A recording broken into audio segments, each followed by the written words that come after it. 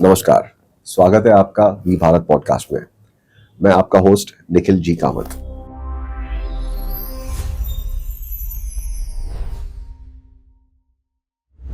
आज का पॉडकास्ट किस बारे में है जानने के लिए उससे पहले कुछ फैक्ट्स। दुनिया में 195 देश हैं। जिस चीज के ऊपर हम बात करने वाले हैं ये वो चीज है जो एयरपोर्ट से किसी भी देश में आप बाहर निकलो या भारत निकलो तो सबसे पहले ये चीज दिखती है।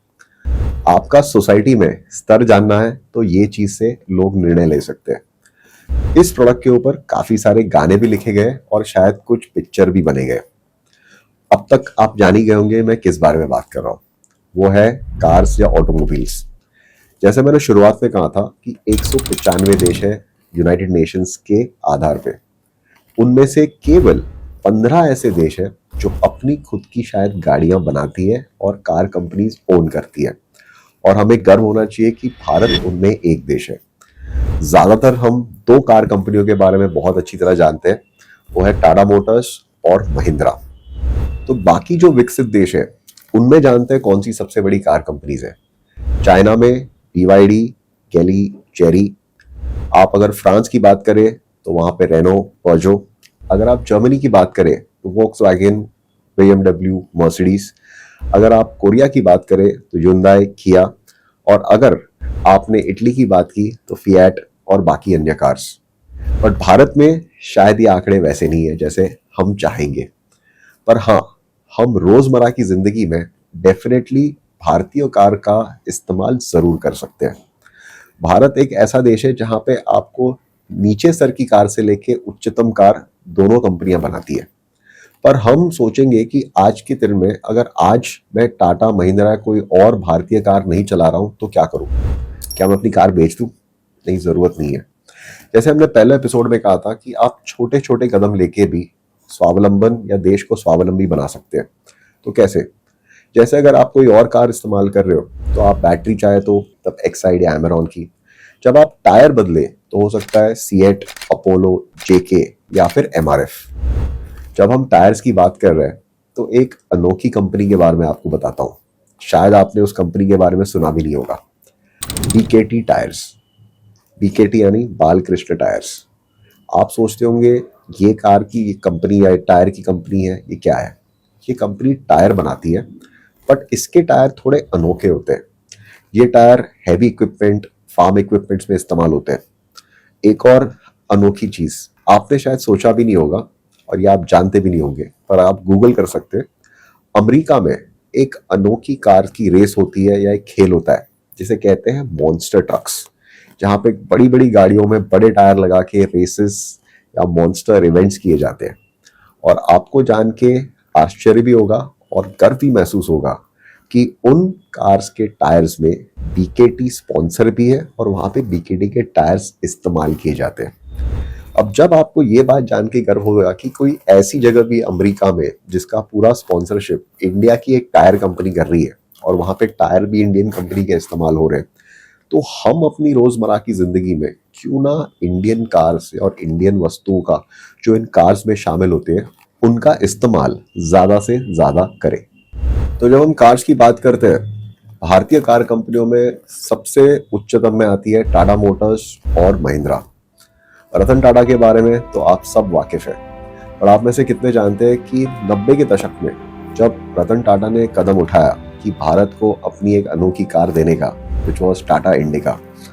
आप सबको शायद तब जानकारी होगी जैसे ही टाटा इंडिका का लॉन्च अनाउंस हुआ था तभी बाकी कार कंपनियों ने अपने दाम गिराना शुरू कर दिए। ये आपको दिखाता है कि टाटा कैसे सोचते हैं अपने कार मार्केट के बारे में। आनंद महिंद्रा, जिन्होंने महिंद्रा कार कंपनी का पूरा कारोबार संभाला, एक युवा आदमी जिन्होंने जब महिंद्रा को ज्वाइन किया था और उन्होंने अपने बोर्ड को समझाने की कोशिश की कि जब विदेशी कार कंपनियां इंडिया में आ रही थी, भारत में आ रही थी, तो या तो उनसे कम्पीट करे या तो उनके लिए पार्ट्स बनाए। और तब आनंद महिंद्रा जी ने ये प्रस्ताव रखा कि क्यों ना हम अपनी कार लॉन्च करें।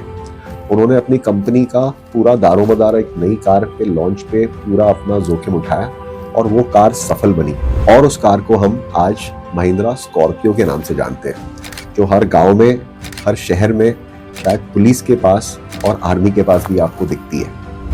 टाटास की एक और अनोखी बात है जो आपको बताता है कि क्यों खुद के देश में बनी हुई कारें या अन्य जो हम ऑटोमोबाइल्स कहते हैं वो होना ज़रूरी है। ये बात है 1984 की। उस समय एंटी सिख राइट्स चल रहे थे और उस समय हमारे कुछ सिख भाइयों के जो ट्रक्स थे जिनके ऊपर उनका पूरा घर बार चलता था जला दिए गए थे। और उस समय टाटा कंपनी ने काफ़ी सारे सिख भाइयों को एक नई ट्रक ऐसे ही उपलब्ध करा दी बिना किसी पैसे के। ये ऐसा काम और ऐसी सोच रखने के लिए कोई अपना ही होना चाहिए, ये शायद कोई विदेशी नहीं समझेगा।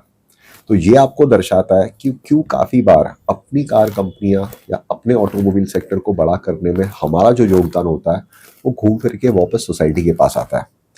हमारा ऑटोमोबाइल सेक्टर जीडीपी का 7% का योगदान करता है। इसमें काफ़ी सारी ऑटो एंसिलरी कंपनीज, अन्य पार्ट्स बनाने वाले और कार कंपनीज का समावेश होता है।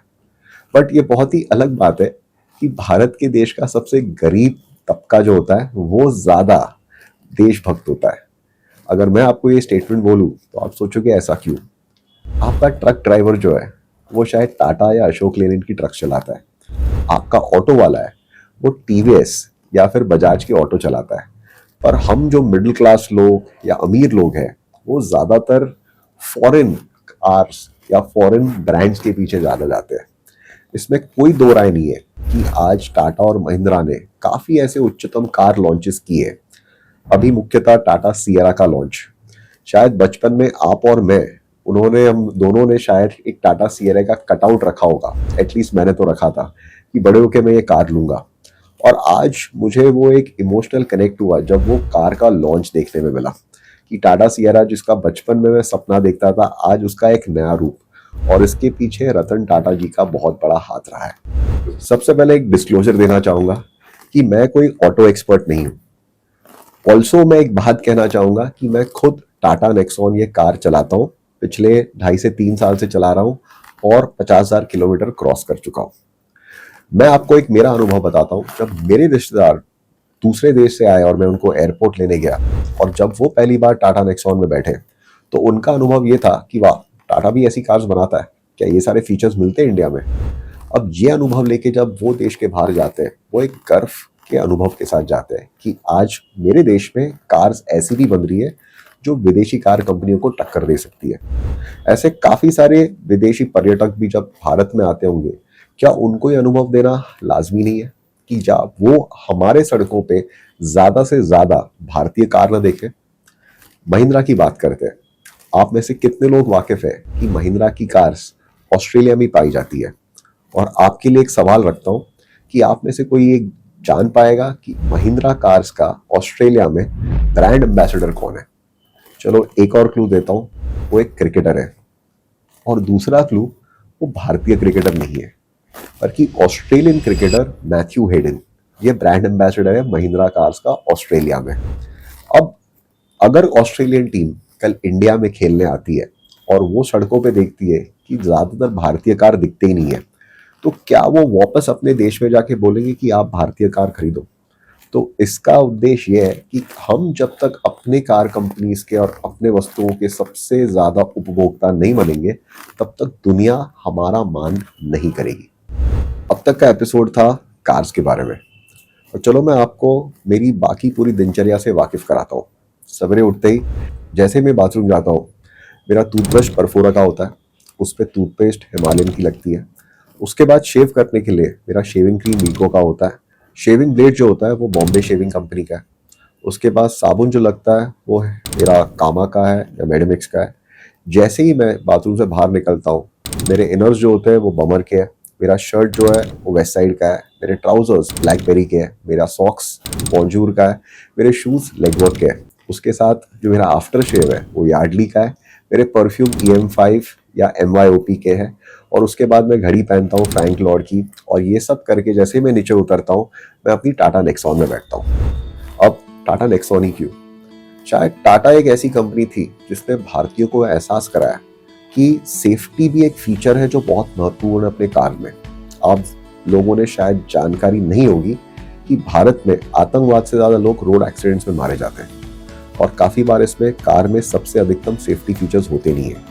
ये फीचर्स सबसे पहले लाने वाली शायद कंपनी टाटा मोटर्स ही थी। जिन्होंने केंद्र किया अपने फोकस को कि कार्स को कितना सेफ बनाया जा सके।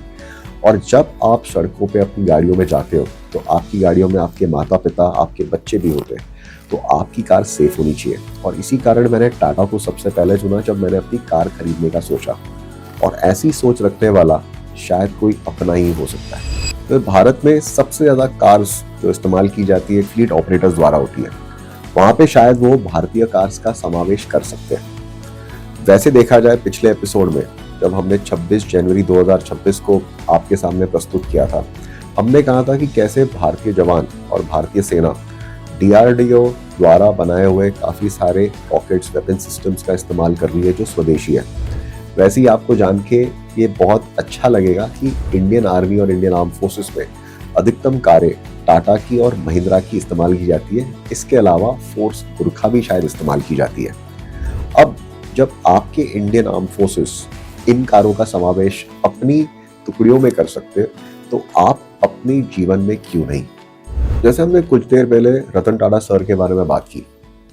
रतन टाटा एक पारसी कम्युनिटी से आते हैं जो एक सबसे छोटी माइनॉरिटी है देश की, बट सबसे ज़्यादा कंट्रीब्यूट भी किया है। टाटा ग्रुप के कंट्रीब्यूशंस के बारे में हम सब जानते हैं।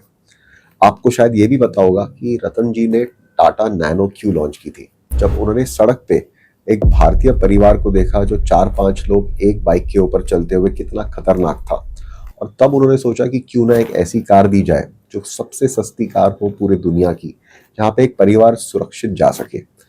ये सोच के साथ ही टाटा ने नैनो लॉन्च की थी। और इसीलिए हम काफ़ी बार जब उनकी तरफ श्रद्धांजलि देने का सोचते हैं, हम सिर्फ मन में ही श्रद्धांजलि क्यों देते हैं। क्यों ना हम आज से शायद कोई ना कोई छोटी परचेस ऐसे करें जो टाटा ग्रुप के फ़ायदे में हो। शायद वो घूम फिर के वापस हमारे ही देश के फ़ायदे में वापस आ जाए।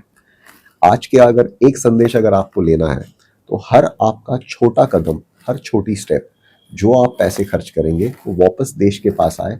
और इसी के साथ आज का ये एपिसोड ख़त्म करने से पहले फिर से मैं आप सबसे निवेदन करता हूँ, बहुत सारे ब्रांड्स, बहुत सारी कंपनीज के बारे में हम शायद सारे हिंदुस्तानी इतने अच्छी तरह से वाकिफ़ न होंगे। मैं और आप साथ में मिलके काफ़ी सारी कंपनीज, काफ़ी सारे ऐसे अनोखे ब्रांड्स के बारे में ज़्यादा से ज़्यादा जानकारी आप सब तक पहुंचा सकते हैं। तो अगर आपको लगता है ऐसी कोई कंपनियां, ऐसे कोई ब्रांड्स है, आप चैट द्वारा मेरे तक वो कंपनी पहुंचा सकते हैं। और ऐसी कैटेगरीज और कंपनीज के ऊपर मैं अपने अगले एपिसोड में डेफिनेटली कवर करूंगा। आप सबसे निवेदन है, ये पॉडकास्ट आपको 3 भाषाओं में देखने मिलेगा, इंग्लिश, हिंदी और मराठी। अगले एपिसोड के लिए इंतज़ार ज़रूर कीजिए। एक नई कैटेगरी, एक नए सोच पर, वही अपने देश के लिए। जय भारत।